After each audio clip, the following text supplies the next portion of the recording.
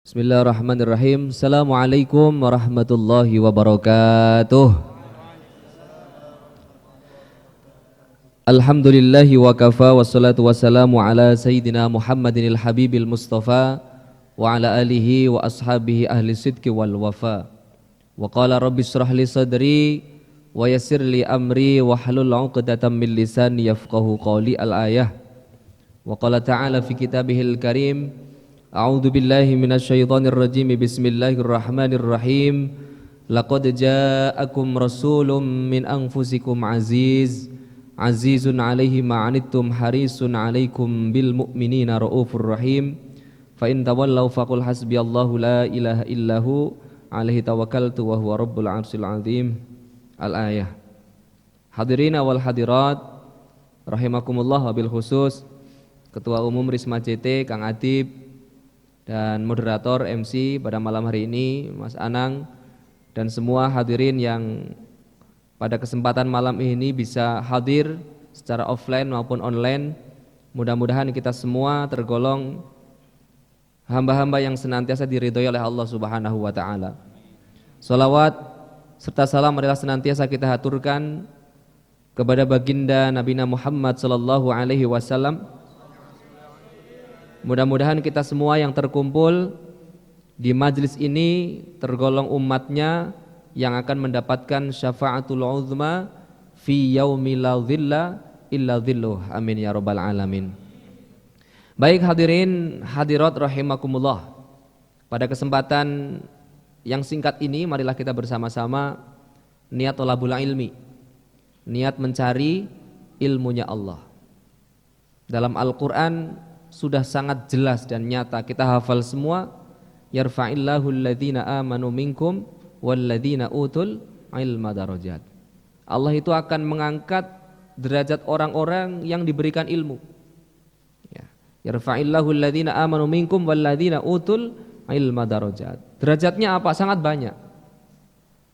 Orang yang diberikan anugerah ilmu oleh Allah itu pasti dimanapun tempat dia akan menjadi orang yang berharga.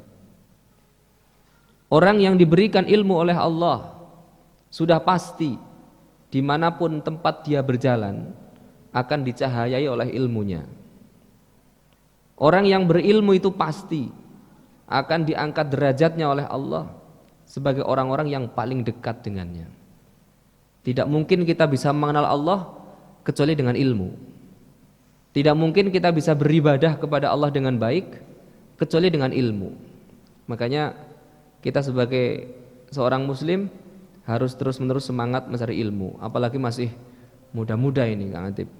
Jadi banyak sekarang itu majelis ilmu itu hampir mudah mencari ya. Dimanapun tempat di Semarang itu kajian Islam itu mau mencari yang model apa itu ada. Mau mencari hari kapan, sempatnya kapan itu ada. Tinggal kita itu mau atau tidak. Gak usah mondok wis iso ngaji tiap dino. Sekarang itu seperti itu modelnya. Ndak usah mondok di pesantren, asalkan mau ngaji rutin. Wah saya kok kepengen ngaji bab masalah fikih, nyari saja kajian fikih.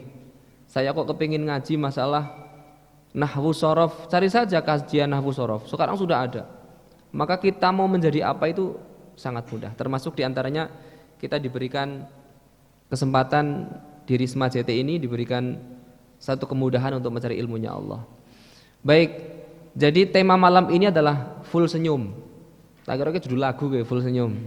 Pokoknya aku manut dengan panitia penyelenggara, full senyum begitu ya. Bahas senyum saya itu nyari-nyari referensi. Bagaimana senyumnya Rasulullah Sallallahu Alaihi Wasallam. Maka kalau kepingin tahu bagaimana senyumnya Rasulullah, ini di kitab ini, Syama'il Muhammadiyah. Jadi kitab ini itu kalau kepingin tahu bagaimana keseharian Rasulullah, dari mulai cara beliau makan, dari cara mulai beliau berjalan, bagaimana rambutnya Rasulullah, bagaimana beliau minum, bagaimana beliau makan dan sebagainya, itu ada di kitab ini. Mau saya nyari referensi mana tuh kitab yang sekiranya ada tentang senyumnya baginda Rasulullah Sallallahu Alaihi Wasallam saya ingat punya kitab Syama'il Muhammadiyah. Makanya minimal kita kaji bersamalah agar kita betul-betul selalu menjadi orang-orang yang senyum, tapi senyumnya sesuai dengan senyumnya Rasulullah sallallahu alaihi wasallam. Baik hadirin hadirat rahimakumullah. Jadi Rasulullah itu dikenal sebagai orang yang senantiasa senyum setiap saat. Bahkan ada riwayat yang mengatakan senyumnya Rasulullah itu berbeda dengan senyumnya kita. Kalau senyumnya kita itu kan ada SPO-nya ya, ada standar prosedur operasional senyum. Jadi ditarik 3 cm ke kanan, tarik 3 cm ke kiri, terlihat giginya sedikit, itu sudah dikatakan senyum. SPO-nya seperti itu. Prosedurnya senyum, kalau mau browsing silahkan ada. Kalau di mall-mall misalkan atau di mini-mini market kan biasanya kita itu disuguhi senyuman. Dari mulai masuk sampai pulang selamat berbelanja kembali gitu, senyum. Itu ya biasanya. Belanja puas harga pas. Biasanya seperti itu. Jadi itu senyum. Lah pertanyaannya, kira-kira apakah itu senyum yang dicontohkan oleh Rasulullah SAW atau bukan? Karena barangkali senyum itu bisa kita bagi menjadi beberapa bagian. Contoh, ada yang namanya senyum settingan. Senyum settingan, yuk disetting. Ya contohnya tadi itu resepsionis ya di hall, di hotel, di mall, itu memang senyumnya senyum settingan. Sudah merupakan bagian daripada pekerjaan. Ikhlas pora ikhlas enggak ngaruh. Dia itu tujuannya mau ibadah atau bukan itu tidak ngaruh, karena memang senyumnya adalah senyum settingan. Mereka itu dididik, dilatih untuk senyum agar apa? Agar pelanggan puas. Itu namanya senyum settingan. Ada yang namanya senyum kepahitan. Karena sedang merasa gundah gulana, gelisah dengan kehidupannya. Jadi memaksakan diri untuk senyum. Padahal dalam relung hati yang paling dalam itu sedang menyimpan berbagai macam kesedihan, kegundahan gulanaan. Ketemu koncone iki dipekso-pekso piye carane senyum. Itu namanya senyum kegundahan. Ada senyum yang namanya itu, ini menurut saya senyum yang kurang baik. Senyum tebar pesona. Memang sengaja senyum itu agar orang lain yang melihat itu terpesona. Jadi sengaja senyum. Kalau selfie itu ya biasanya ya ya ngaku ya. Selfie itu jarang, selfie kok merengut katanya jarang. Selfie itu mesti ingin menampilkan, menyuguhkan senyuman terbaik. Maka pertanyaannya, kira-kira tujuan senyum itu untuk apa? Tebar pesona apa hanya sebagai satu bentuk keindahan atau gimana? Itu yang menilai yang selfie sendiri. Ada senyum itu senyum alamiah. Ya senyum alamiah, kita sekarang itu sering melihat senyum-senyum alamiah itu, bahkan dalam satu majelis itu berbeda-beda senyumnya. Lihat HP dewe-dewe ya, melihat HP sendiri-sendiri, senyum sendiri-sendiri. Itu alamiah banget itu. Melihat video, melihat gambar atau membaca kata-kata, itu senyumnya alamiah itu. Tidak dibuat-buat. Ya karena memang secara alami itu terbentuk dari apa yang sedang disuguhkan di depan kita. Makanya kok bocah kok senyum-senyum dewe itu. Oh, sedang membaca SMS. Sedang melihat videonya Sule misalkan. Atau sedang melihat apalah, senyum-senyum sendiri. Itu senyumnya senyum alamiah. Nah, tapi yang paling dirindukan adalah bagaimana senyum kita itu menjadi senyum ibadah. Nah ini, bagaimana senyum kita itu menjadi senyum ibadah. Lah bagaimana caranya? Caranya itu adalah satu, senyum itu harus betul-betul tulus ikhlas. Makanya kalau tadi ditarik ke kanan 3 cm, ke kiri 3 cm, ditahan 7 detik, itu sudah ada penelitiannya Mas Adib. Loh, senyum itu bisa meningkatkan hormon endorfin. Nah, endorfin itu hormon anti stres. Bisa melancarkan penyumbatan darah di otak atau saraf. Itu senyum endorfin. Saya di rumah sakit jadi sedikit banyak ya lumayan tahu. Dan itu ada penelitiannya. Makanya SOP-nya itu benar, ketika ditariknya harus simetris. Makanya kalau senyum tidak simetris ki wagu. Senyum sebelah mesti wagu. Karena harus simetris. Kaya mirip-mirip orang nyun sewu, saraf ya, kena stroke misalkan. Itu kan senyumnya sebelah. Itu. Atau kurang dari 7 detik. Itu pun kurang pas. Gitu dok misalkan. Gitu dok. Kurang simetris. Makanya termasuk di antara, ini kalau dalam fikih, tertawa itu kan termasuk di antara yang membatalkan sholat. Kalau dalam kitab Bughyatul Mustarsyidin, tertawa yang bisa membatalkan sholat itu idza bana ala harfani, yang sekiranya bisa terbentuk dengan 2 huruf. Misalkan hanya sekedar senyum saja, itu tidak membatalkan sholat.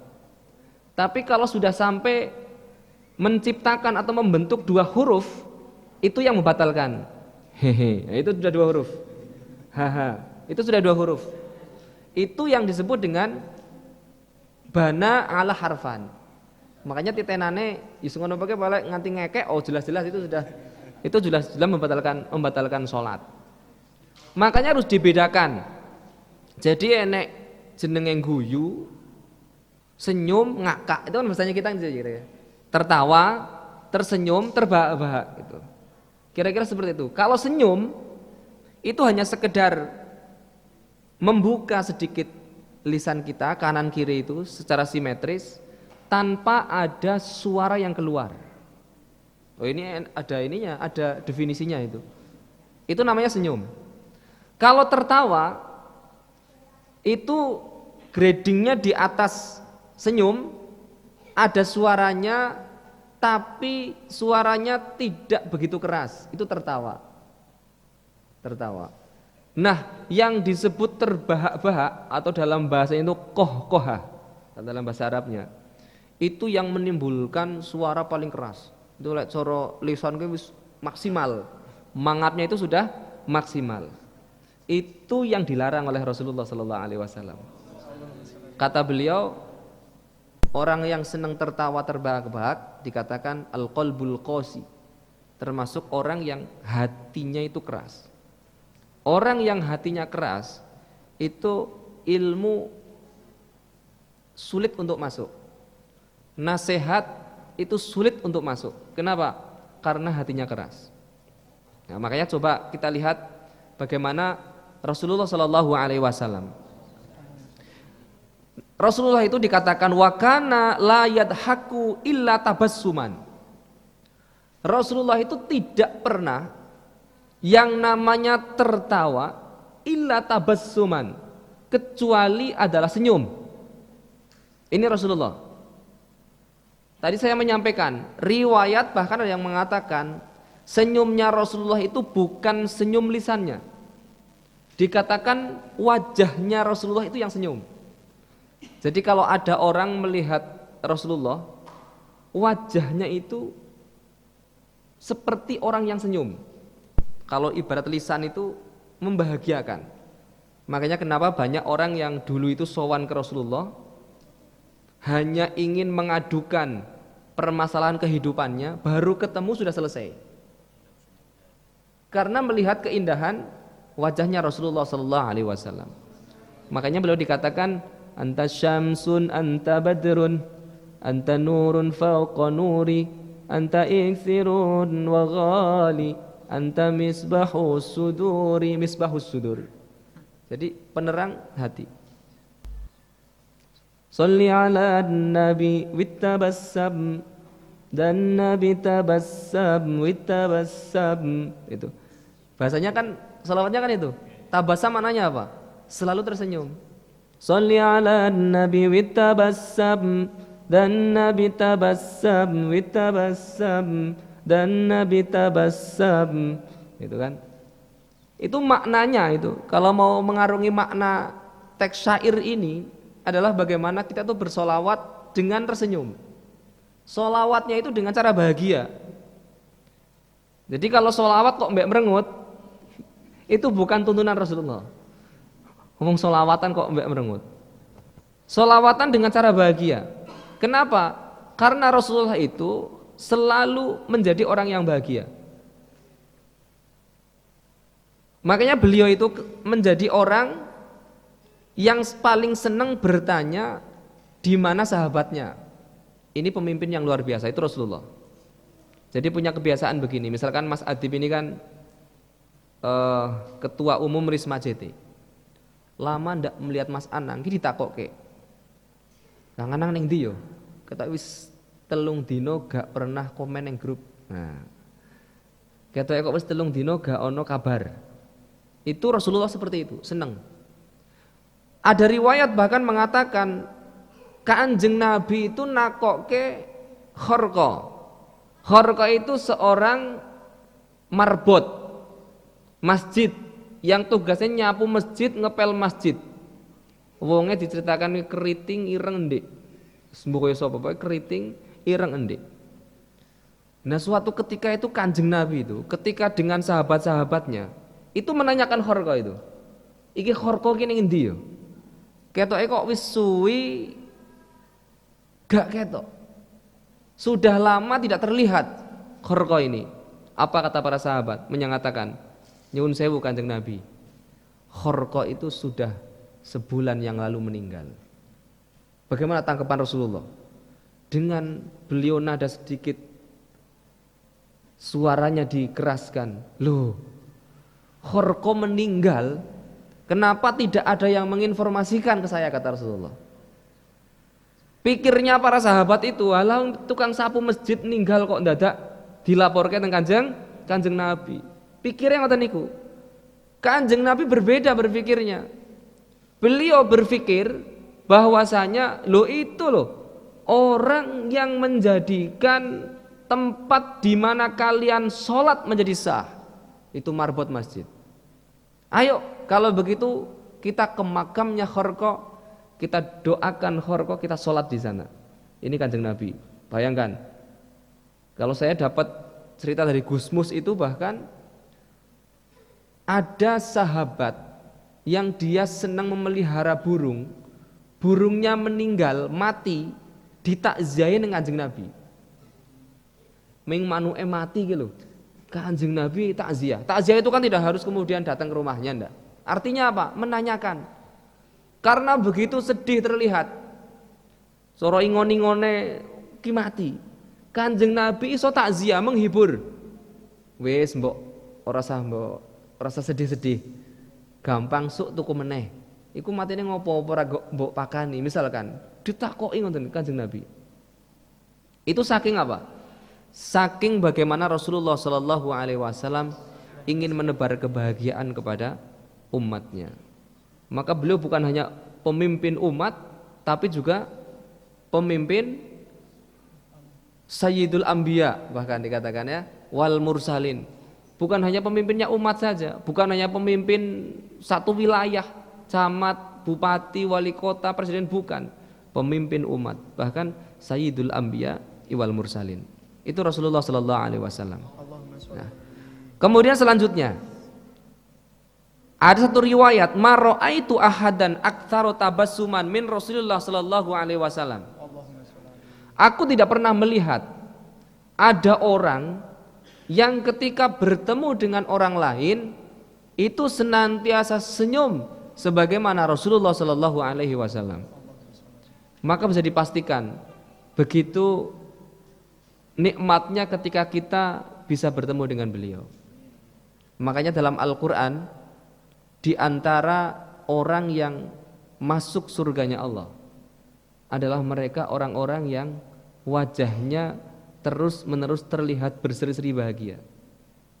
Wujuhun yawma idzin nadhirah ila rabbiha nadhirah wujuhu yauma idzin nadhirah. Ketika berbicara tentang penghuni surga, wujuhu yauma idzin nadhirah pakai dot.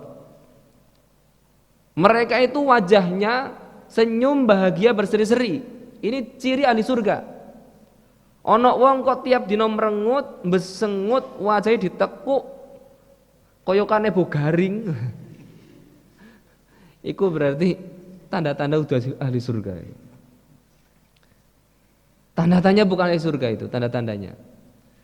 Dalam Al-Qur'an bahasanya wujuhu yauma idzin nadhirah. Kenapa? Orang-orang yang di surga itu wajahnya terlihat berseri-seri. Ila rabbiha nadhirah. Sebab mereka itu bisa melihat Tuhannya. Saat itu bertemu dengan Allah Subhanahu wa taala. Itu. Makanya orang yang senyum itu kalau membaca buku The Power of Smile, kekuatan senyum. Itu bahkan orang yang senyum 5 menit itu setara dengan orang yang bekerja 5 jam. Orang senyum 5 menit terus menerus senyum itu ya. Seperti olahraga itu maksudnya. Itu sama kualitasnya dengan orang yang bekerja 5 jam. Orang yang senyum 3 menit itu sama dengan orang yang mengayuh dayung itu di perahu selama 3 menit. Nah, itu luar biasa. Makanya senyum ini dikatakan oleh Rasulullah SAW sebagai bagian daripada sedekah. Tabassumuka fi wajhi akhika laka sedekah. Peluang kita untuk sedekah yang paling mudah itu ya dengan senyum. Peluang sedekah yang paling mudah itu dengan senyum. Kullu ma'rufin sedekah. Setiap sesuatu yang baik itu sedekah. Mendoakan orang lain itu sedekah. Apalagi mendoakan tanpa diketahui oleh orang yang didoakan, itu sedekah yang berlipat-lipat. Ini rahasia doa. Doa yang paling baik adalah doa yang tidak diketahui oleh orang yang kita doakan. Kebanyakan kita itu kalau berdoa itu malah di-share. Saya doakan mudah-mudahan gitu ya. Apalagi kalau ada orang yang meninggal, tinggal copy paste stiker banyak ya, innalillahi wa inna ilaihi rajiun, tahlil 33 kali, tahmid 33 kali, al-fatihah, yus stiker kabeh. Iki kok gak diwaca, ming stiker. Doa itu yang terbaik itu, yang tersimpan. Doanya orang tua tidak diketahui anaknya. Doanya guru tidak diketahui oleh murid-muridnya. Itu yang paling baik. Makanya kalau doa itu saya pesen, kalau doa itu kalau sudah doa dan kemudian ada keputusan dari Allah, itu jangan sampai kita merasa bahwa itu adalah derita. Makanya saya pernah menyampaikan, yang namanya kebaikan dan keburukan itu satu paket, Mas Adib. Misalkan nih, ada seorang perempuan yang berdoa kepada Allah, ya Allah, aku ingin jodoh yang alim, yang ganteng, seorang pejabat, yang kaya raya, sudah punya rumah, sudah punya mobil, boy kabeh itu sing ape-ape didongoke. Bener enggak kira-kira doanya? Bener. Itu bener. Dikabulkan oleh Allah misalkan. Mendapatkan sesuai dengan apa yang didoakan. Tapi ternyata ketika sudah berumah tangga, ada sesuatu yang baginya tidak nyaman. Lek ngorok ke sak RT krungu. Lepas turu. Kira-kira bisa ndak protes kepada Allah?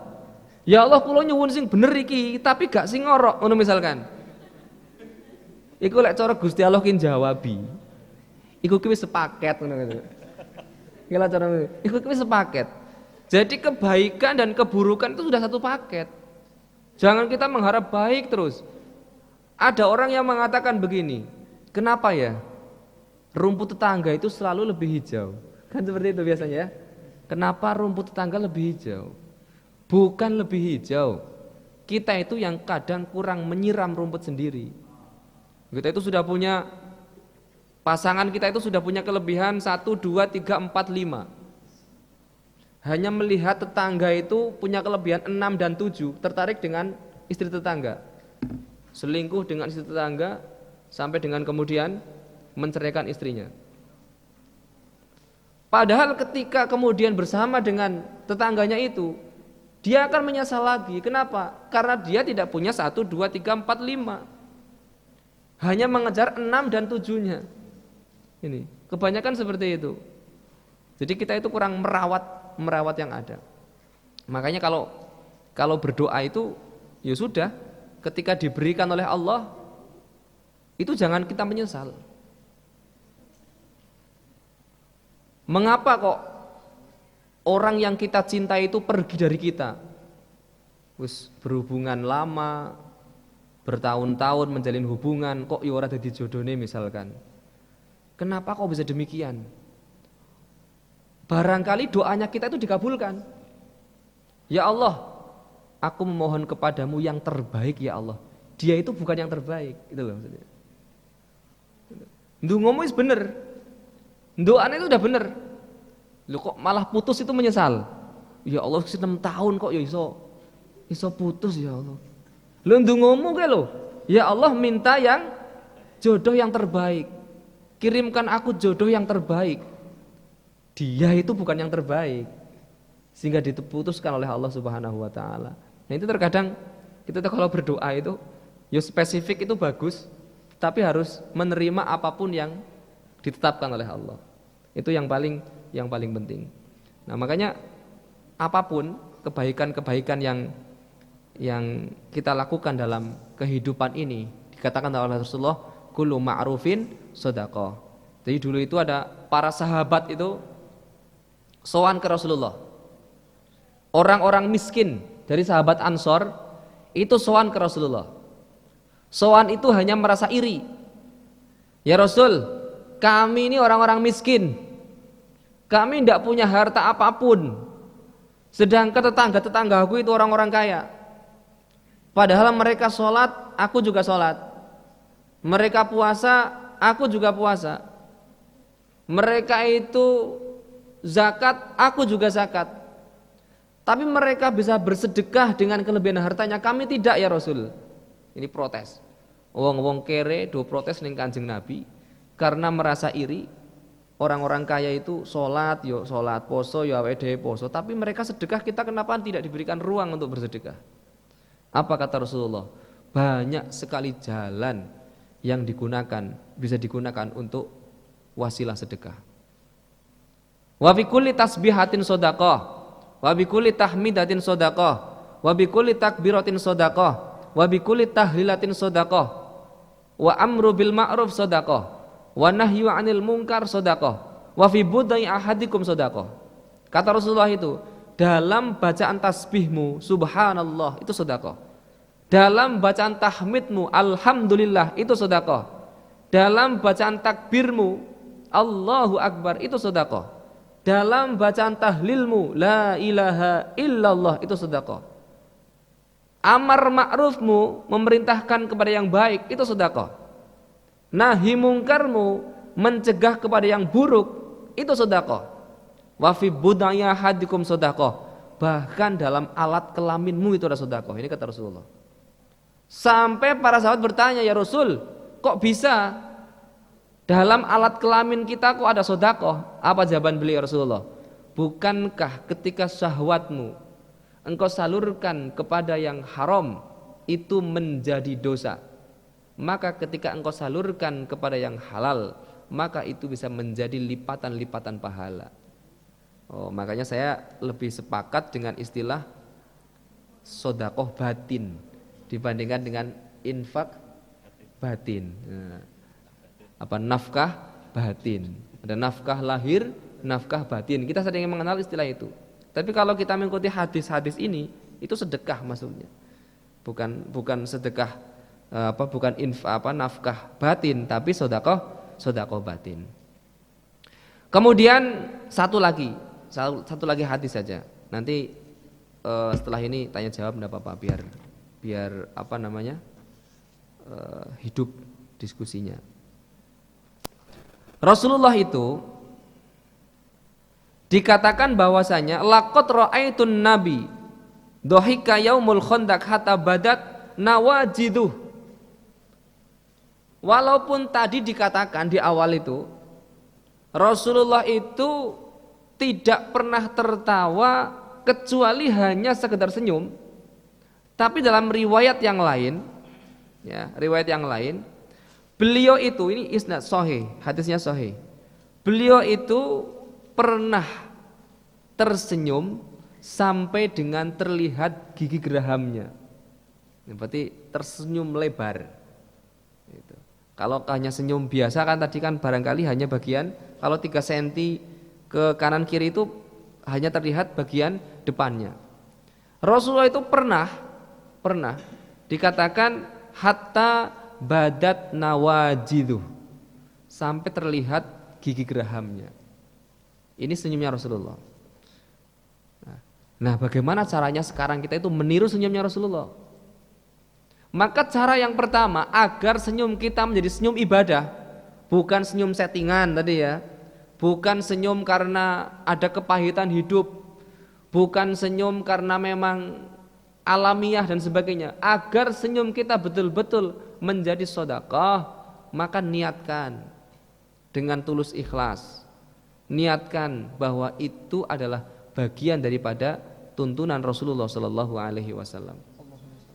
Sampai ada di media itu ada yang bertanya begini terkait senyum. Lah bagaimana dengan mereka perempuan-perempuan atau wanita yang bercadar? Caranya menebar senyum kebaikan bagaimana? Loh, senyum itu kan tidak harus dengan lawan jenis. Senyum itu tidak harus di muka umum. Dengan orang yang terdekat, dengan keluarganya itu sudah berlipat-lipat pahala. Kalau yang sudah bersuami, senyum dengan suaminya itu sudah berlipat-lipat pahala. Jadi jangan kemudian menganggap bahwa wah raiso ibadah senyum karo aku ndak, ora padha iso karo aku ndak. Ya ndak bisa. Ndak bisa, beda. Justru malah ketika di depan umum senyumnya itu akan memungkinkan senyum tebar pesona. Akan dimungkinkan itu, bukan senyum yang alamiah. Wah, ini karena sedang berada di muka umum, apalagi sedang di syuting itu ya, Mas Adib senyum sendiri itu. Tebar pesona itu misalkan. Nah, itu justru malah untuk menghindari itu. Makanya ada yang bertanya seperti itu, seolah-olah menjustis mereka tidak bisa menebar senyum kepada yang lain. Tapi semuanya bisa, bukan harus di muka umum. Itu tadi kalau di muka umum untuk urusan publik itu ketika di mal-mal, ketika di hotel, ya selamat datang misalkan, selamat berbelanja kembali dengan senyum, selamat datang di Rumah Sakit Islam Sultan Agung misalkan, kan seperti itu. Jadi sambil ini ya menepuk tangan, itu sudah memang settingan seperti itu, memang itu bagian daripada pekerjaan. Tapi kalau ingin menjadi senyum yang ibadah, ya niatkan senyum itu ya sudah tidak digerakkan oleh apapun kecuali alamiah dan kita niatkan sebagai bagian daripada ibadah. Baik, saya kira hanya itu saja Mas Anang. Nanti kita lanjut diskusi kalau ada yang bertanya. Ya. Mudah-mudahan yang sedikit ini bisa bermanfaat. Wassalamualaikum warahmatullahi wabarakatuh. Waalaikumsalam warahmatullahi wabarakatuh. Alhamdulillah. Niki Ustadz ada yang bertanya nih. Bagaimana cara menerapkan agar kita mudah untuk full senyum dalam setiap keadaan? Contohnya itu pada saat sedih, semisalkan mau menikah tidak jadi. Itu bagaimana nih Unji? Terkait apa itu tadi problematika dalam kehidupan? Iya. Semoga. Senyum kebahagiaan.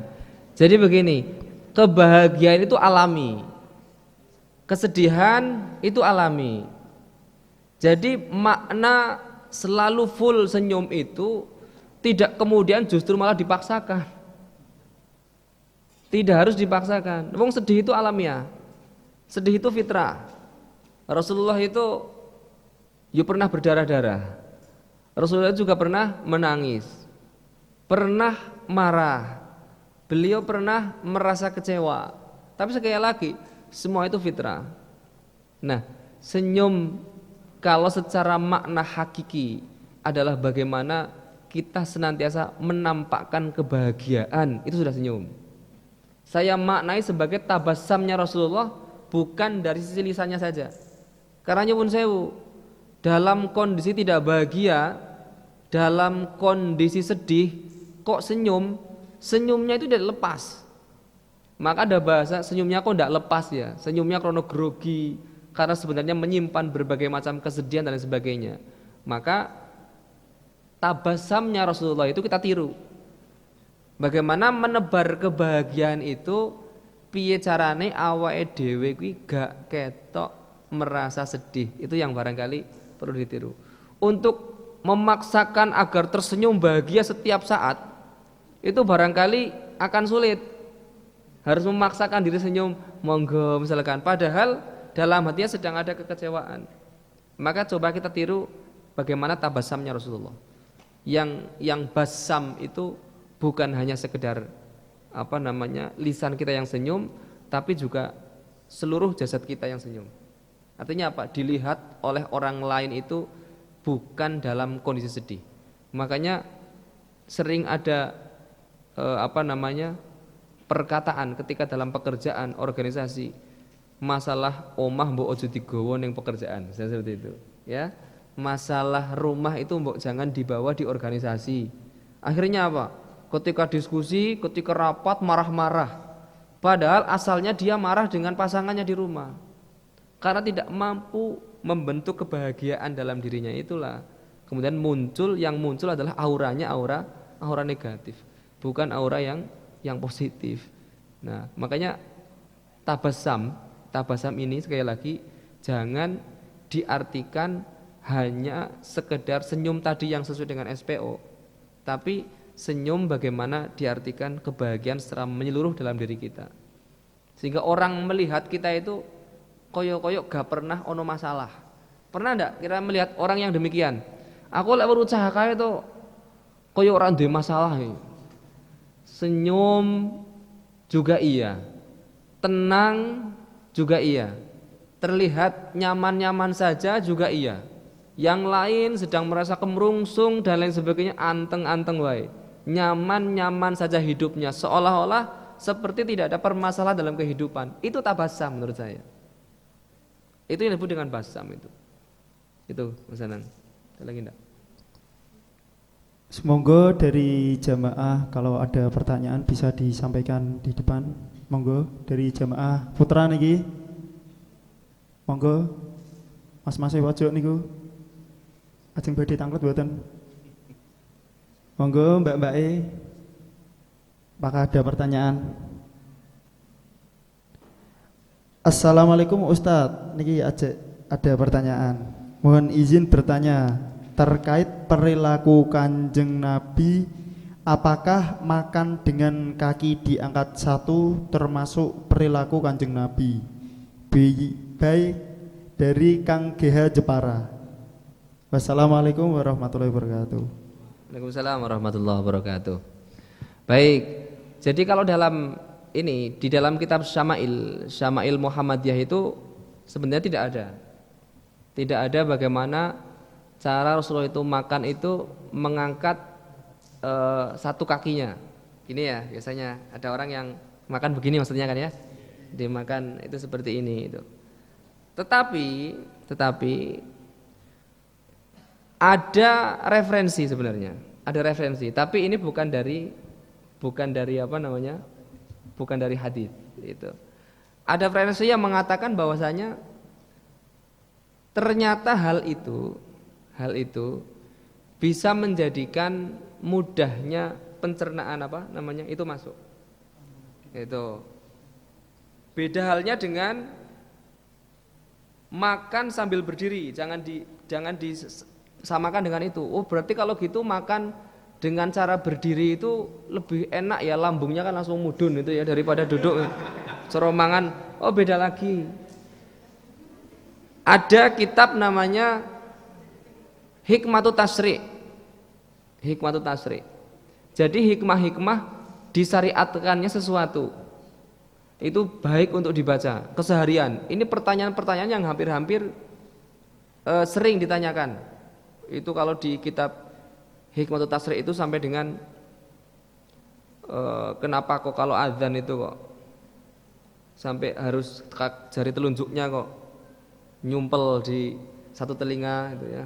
Kemudian mengangkat apa lengan tangannya dan sebagainya. Itu penjelasannya sampai dengan meringankan suara ternyata. Itu penjelasannya sampai itu. Loh, makanya duduk apa makan dengan cara duduk seperti ini itu diantara apa namanya kelebihannya adalah apa? Ternyata bisa mudah untuk menurunkan makanan. Itu pencernaannya itu bisa lebih mudah untuk terjaga. Itu walaupun bentuknya katanya ya wagu ya, tapi itu yang terjadi. Caca pondok biasanya guru-guru kita juga banyak yang ketika makan posisinya demikian.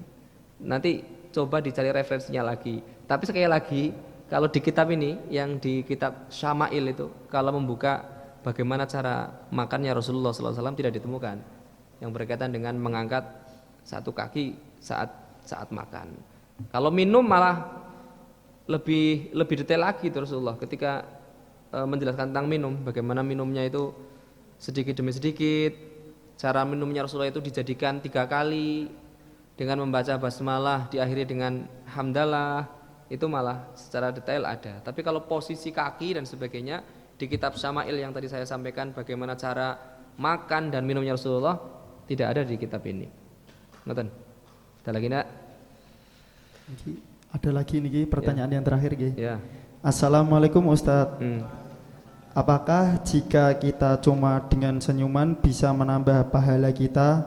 Lalu apakah anjuran tersenyum itu menjadi wajib hukumnya jika bertemu orang sesama muslim dan non muslim? Sekian. Wassalamualaikum warahmatullahi wabarakatuh. Waalaikumsalam warahmatullahi wabarakatuh. Baik. Jadi bahasa hadis tabassumuka fi wajhi ahi laka shadaqah itu berlaku bagi siapapun di tempat manapun. Ya. Ini juga ada penjelasannya. Ada penjelasannya. Berlaku bagi siapapun non muslim ataupun muslim itu berlaku. Tidak ada istilahnya, oh ini non muslim kita tidak boleh senyum, tidak ada. Nah apakah kita kemudian menjadi wajib?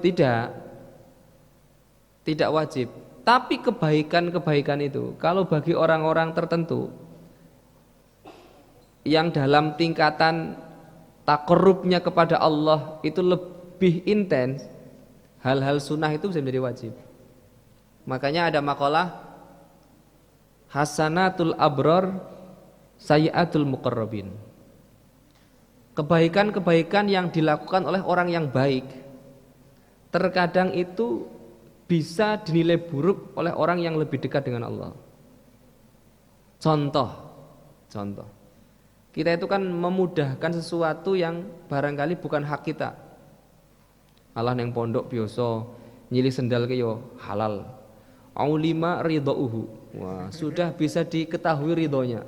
Pokoknya karena sendal ning ngono kok paling carisma kita engko nyebrang tok gak apa-apa. Itu bagi tingkatan abror, orang yang baik itu tidak masalah. Tapi itu bisa menjadi buruk.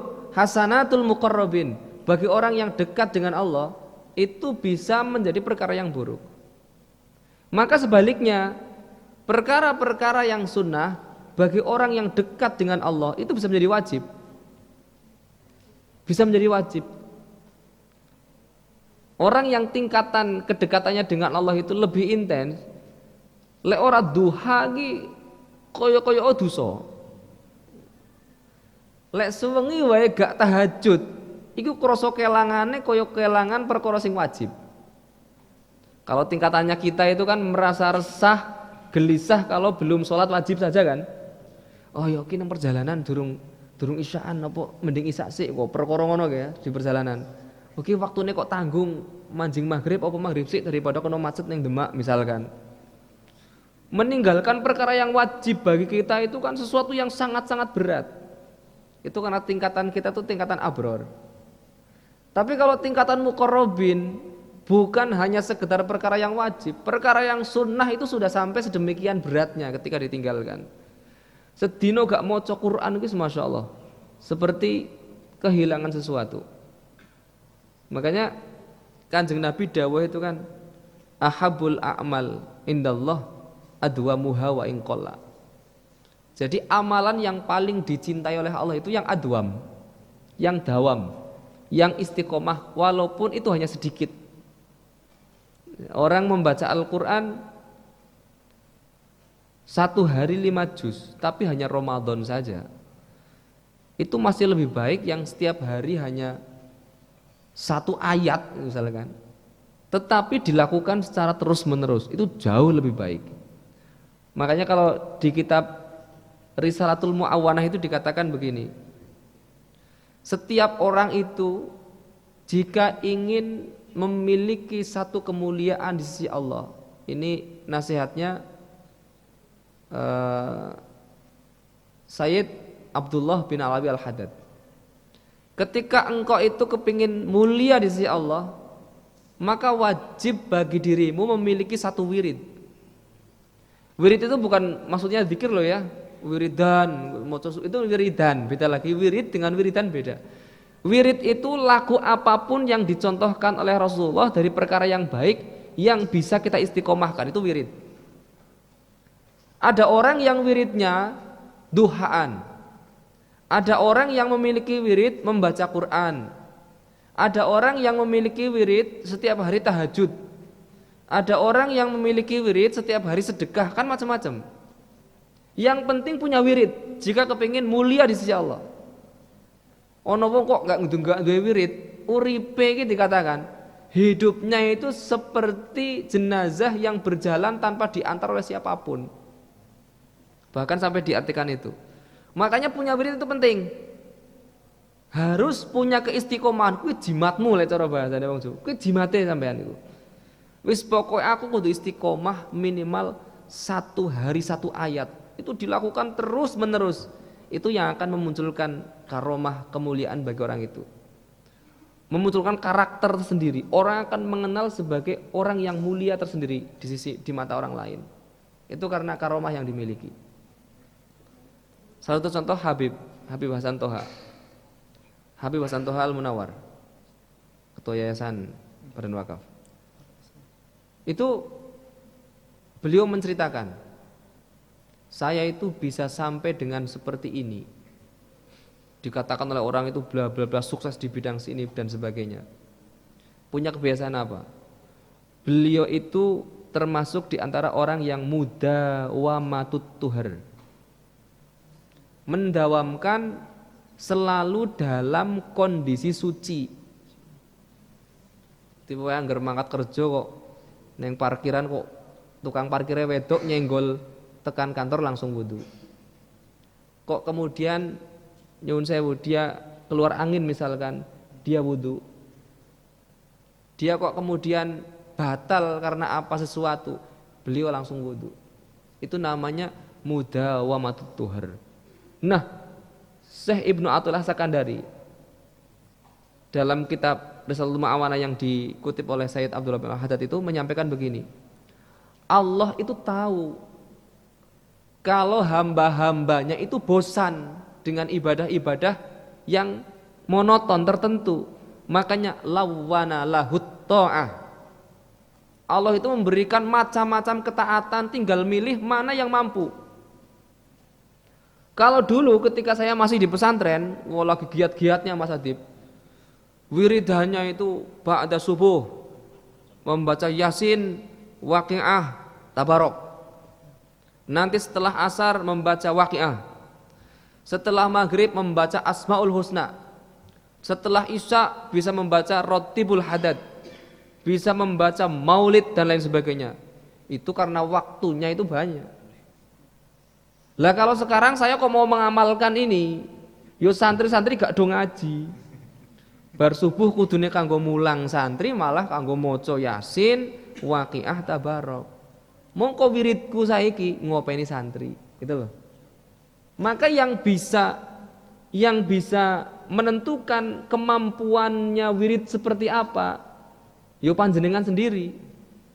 Mas Adib misalkan dengan kesibukannya, aduh tat saya kok ndak bisa istiqomah tahajud ya, saya kok ndak bisa istiqomah baca Quran.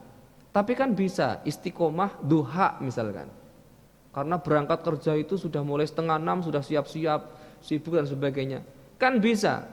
Di kantor ada masjid, tujuan ke kantor adalah mencari rizki, yo mampir sik toh neng masjid, mampir ke zat yang memberikan rizki.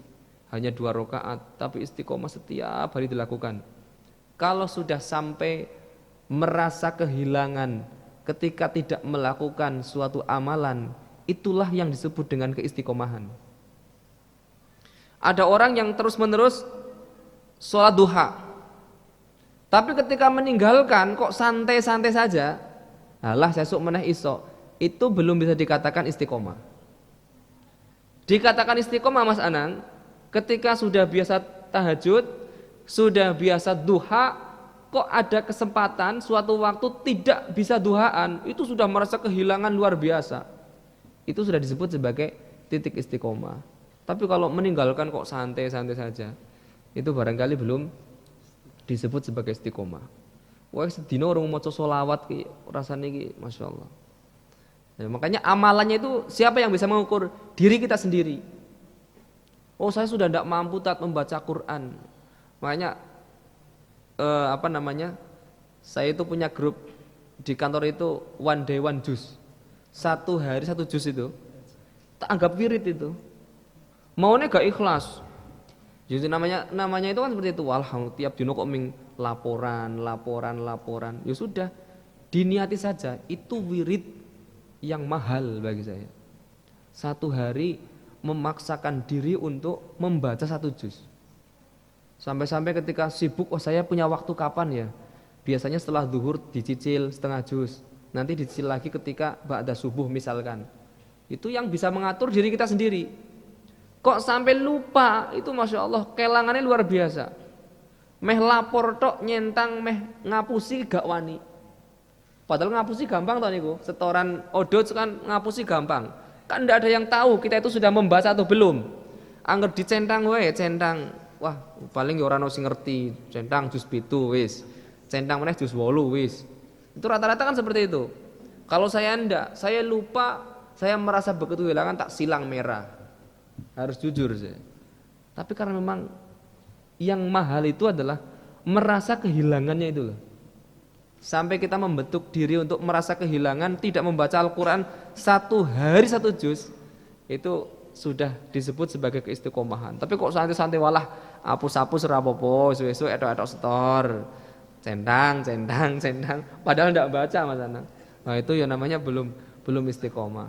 Makanya bisa kita gali sendiri bagaimana cara mengistiqomahkan wirid-wirid dalam kehidupan. Silahkan cari wirid yang terbaik, yang kita mampu jalani, yang bisa kita istiqomahkan. Maka itulah yang menjadikan lapis-lapis keberkahan dalam kehidupan kita di masa mendatang. Itu mawon. Alhamdulillah, terima kasih atas jawabannya dan motivasi. Semoga kita dapat mengistiqomahkan atau mewirid suatu amalan yang beliau sampaikan. Cukup sekian nggih pertanyaannya. Nanti untuk para hadirin jamaah bisa bertanya melalui akun media sosial yaitu Instagram, Facebook ataupun Twitter, dan juga yang terbaru yaitu dari Risma JT punya akun TikTok, Risma JT_Jateng, karena kita berfastabiqul khairats, yaitu dalam membangun TikTok kan intinya konten-konten yang itu akan, tapi kita tetap berlomba-lomba dalam kebaikan. Untuk acara yang selanjutnya yaitu doa yang akan dipimpin oleh beliau Ustadz Burhan Ali. Kepada beliau kami haturkan. Fatihah. A'udzu billahi minasyaitonir rajim. Bismillahirrahmanirrahim. Alhamdulillahirabbil alamin arrahmanir rahim maliki yaumiddin. Iyyaka na'budu wa iyyaka nasta'in ihdinas siratal mustaqim. Siratal ladzina an'amta 'alaihim ghairil maghdubi 'alaihim waladdallin. Amin. A'udzu billahi minasyaitonir rajim. Bismillahirrahmanirrahim. Allahumma shalli wa sallim ala sayyidina wa habibina wa syafi'ina wa dukhrina wa lana Muhammad. Alhamdulillahirabbil alamin. Hamdan na'imin, hamdasy syakirin, hamdadz dzakirin, hamdan yuafi ni'amahu wa yukafi'u mazidah. Ya Rabbana lakal hamdu kama yanbaghi li jalali wajhikal karimi wa 'azimi sultanik. Allahumma shalli ala sayyidina Muhammadin salatan tunajjina biha min jamil ahwali wal afat wa taqdilana biha jami'al hajat wa tutahhiruna biha min jami'is sayyi'at wa tarfa'una biha 'indaka a'lad darajat wa tuballighuna biha aqsal ghayat min jamil khairati fil hayati wa ba'dal mamat wa ala alihi wa sahbihi wa sallim. Allahumma salli ala sayyidina Muhammadin al-fatihi lima ughliqa wal khatimi lima sabaq nasiril haqqi bil haqq wal hadi ila siratikal mustaqim wa ala alihi haqqa qadrihi wa miqdarihil azim. Allahumma inna nas'aluka bihaqqil fatihatil mu'azzamati was sab'il mathani an taftaha lana bikulli khair wa an taj'alana min ahlil khair wa an tu'amilana mu'amalataka li ahlil khair wa an tahfadhana fi ajyanina wa anfusina wa auladina wa masyayikhina min kulli mihnatin wa fitnatin wa bu'sin wa dhair. Innaka waliyyu kulli khair wa mutafaddilun bi kulli khair wa mu'tin li kulli khair bi rahmatika ya arhamar rahimin. Allahumma ja'al sayyi'atina sayyi'ati man ahbabna wa la taj'al hasanatina hasanati man abghadta. Allahumma ja'al sayyi'atina sayyi'ata man ahbabta wa la taj'al hasanatina hasanati man abghadta. Rabbana atina fid dunya hasanah wa fil akhirati hasanah wa qina adzabannar. Walhamdulillahirabbil alamin. Al-Fatihah. A'udzu billahi minasyaitonir rajim. Bismillahirrahmanirrahim. Alhamdulillahirabbil alamin arrahmanir rahim maliki yaumiddin. Iyyaka na'budu wa iyyaka nasta'in ihdinas siratal mustaqim. Siratal ladzina an'amta 'alaihim ghairil maghdubi 'alaihim waladdallin. Amin.